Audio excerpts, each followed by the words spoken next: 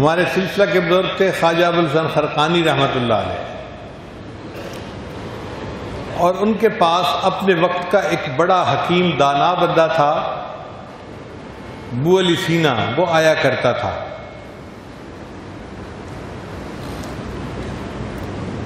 ایک دفعہ ابو علی سینا بیٹھا ہوا تھا تو حضرت نے اللہ کے نام کے فضائل سنائے۔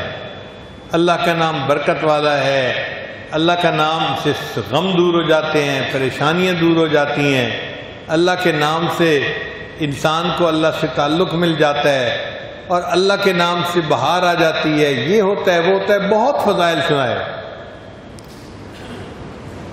تو جب اتنے فضائل سنائے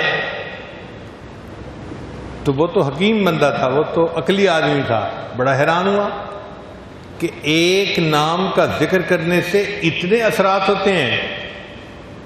اس نے سوال پوچھا کہ جی صرف اللہ کا نام لینے سے اتنا بندے کے اوپر اثر ہو جاتا ہے؟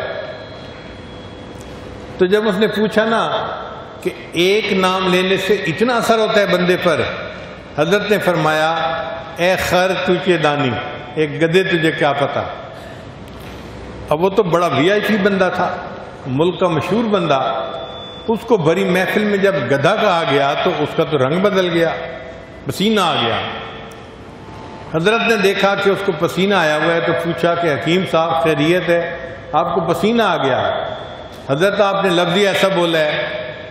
فرمایا دیکھو ایک لفظ میں نے بولا ہے خر، گدھا، اور اس نے تیرے تن بدن میں اثر پیدا کر دیا ہے، کیا اللہ کا نام انسان کے تن بدن میں اثر پیدا نہیں کر سکتا؟